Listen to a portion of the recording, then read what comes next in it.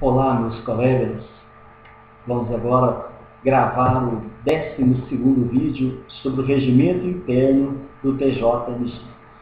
Antes, como é de praxe, gostaria de 1 segundo, 2 segundos, bater um papo rapidinho com vocês. Quando eu inicio, eu peço a Deus para abençoar o nosso trabalho.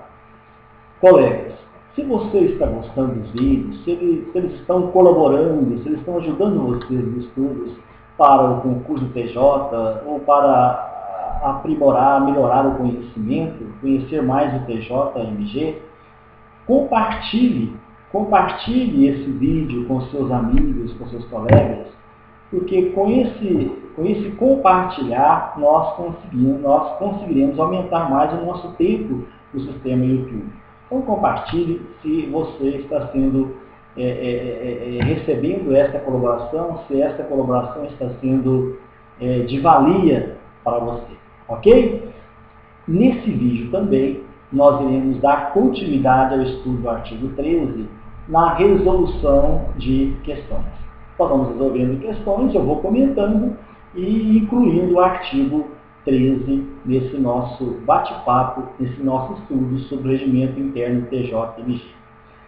Como eu já falei, o artigo 13 do regimento interno do TJMG, ele fala sobre as atribuições administrativas do presidente do TJ.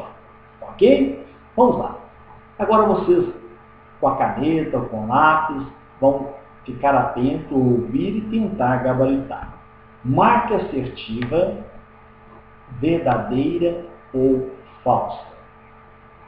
Quanto às atribuições do presidente do TJMG, é correto afirmar que cabe ao presidente encaminhar ao governador do Estado proposta orçamentária do Poder Judiciário, bem como pedidos de abertura de créditos adicionais e especiais, e também requisitar verba destinada ao tribunal e geri-la, administrá-la. É uma assertiva verdadeira ou falsa? Verdadeira. Desde o vídeo anterior, que nós começamos a falar sobre as atribuições do presidente do TJMG, eu falei com vocês que as atribuições são administrativas, de gestão, administrar o tribunal, aquele órgão. Então, o que fala a assertiva? Ela fala encaminhar ao governador do Estado, à autoridade máxima política do Estado. Então, cabe aqui ao presidente do TJMG. E que mais? Requisitar, solicitar verba destinada ao tribunal. Quem faz isso, lógico, é o presidente. É aquele que está no comando do tribunal. Ok? Então, é uma assertiva verdadeira. Próxima questão. Questão de número 2. De acordo com o regimento interno do TJMG, é correto afirmar que cabe ao corregedor geral assinar os termos de abertura e encerramento dos livros de posse e de atas de sessões dos órgãos que presidir, cujas folhas serão numeradas e rubricadas, permitindo o uso de chancela, levar ao conhecimento do Procurador-Geral de Justiça a falta de procurador que indevidamente haja retido autos com excesso de prazo legal. Convocar juiz para exercer substituição nos tribunais e nas comarcas. Olha, eu costumo dizer para meus alunos que toda banca ela tem aquelas questões muito difíceis, tem aquelas questões fáceis, tem aquelas questões de médio grau, mas tem questões ridículas. Questões assim que você começou a ler, você sabe que é uma questão falsa. É uma assertiva que caiu em contradição. No enunciado, ela fala sobre as atribuições do corregedor. Agora, quando eu comecei a descrever o enunciado para vocês, ficou claro quando eu falo encaminhar ao corregedor, pois ele é o corregedor, então é uma questão ridícula. Vamos ver por que, além desse ridículo da questão, né, por que essas atribuições não são do corregedor. Primeiro, o artigo 13, no seu inciso 16, diz que cabe ao presidente do TJMG convocar juiz para exercer a substituição nos tribunais das comarcas. Lógico, é o chefe, é o presidente do tribunal que cabe essa atribuição. Ainda, lá no inciso 15, diz que cabe ao presidente do TJMG levar ao conhecimento do procurador, dar conhecimento ao procurador-geral de justiça a falta do procurador que indevidamente haja retido autos com excesso de prazo legal. Compreenderam? Por isso que a assertiva está errada. Colegas, agora eu gostaria de comentar com vocês o inciso 17 ao inciso 17 ao inciso 23. Acompanhe comigo. Cabe ao presidente do TJMG designar juiz de direito para exercer substituição ou cooperação. Designar juiz togado para os juizados especiais. Vocês estão vendo que essa designação são atos administrativos. São atos administrativos de competência do presidente do TJ. Autorizar, nos termos da lei, o pagamento de diárias, de reembolso de despesas de transporte, de hospedagem e de mudança, e de gratificação de magistério a magistrado e a servidor, bem como diárias de viagem a servidor do tribunal, podendo delegar competência na última hipótese. Preste atenção. O dispositivo fala que ele pode delegar competência, né, em relação à última hipótese. Qual foi a última hipótese? A hipótese que ele pode delegar é, vamos ver primeiro, a hipótese que ele não pode delegar. Autorizar, você está autorizando, não pode delegar uma autorização. Autorizar, nos termos da lei, o pagamento de diárias, reembolso de despesas, transporte, de hospedagem e de mudança, e de gratificação de magistério a magistrado e a servidor. A última aí, bem como diárias de viagem a servidor do tribunal.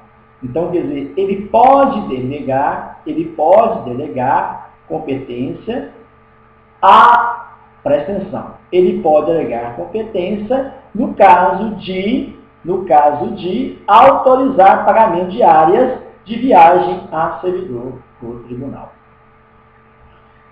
Colegas, inciso 20. Efetivar a remoção de desembargador de uma Câmara para outra. Já começamos. É realmente uma incumbência do presidente do TJ. Efetivar a remoção de desembargador de uma Câmara para outra, obedecido o critério de antiguidade. Não esqueça, a maioria dos critérios usados pelo TJMG, pelo próprio regimento, descrito no regimento, é a da antiguidade. Bem como deferir permuta entre desembargadores, vedada a permuta quando próxima à aposentadoria de um dos requerentes. Inciso 21. Expedir atos de nomeação de juiz, de direito, substituto, e de promoção, remoção e permuta de juiz. Colocar magistrado em disponibilidade. Agora vamos entender o que é isso. Nos termos do artigo 140 da Lei Complementar número 59. Amigos, o que diz esse artigo 140 da Lei Complementar número 59? Ele diz o seguinte: o magistrado será posto em disponibilidade. Mas quando ele será posto em disponibilidade? Em razão de extinção do cargo ou da transferência da sede da comarca. Aí esse magistrado será colocado em disponibilidade, ficará à disposição do tribunal.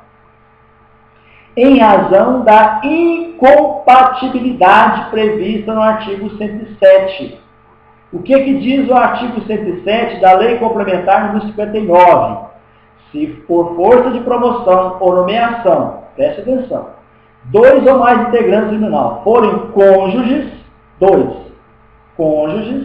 companheiro ou parentes consanguíneos ou afins, em linha reta ou colateral até o 3º grau, inclusive o primeiro que conhecer da causa ou voltar em qualquer deliberação, impedirá que o outro participe do julgamento ou da votação. Então, o magistrado será posto em caso de quê? Em caso de incompatibilidade prevista, cônjuge, parente até 3º grau, então ele será colocado em disponibilidade.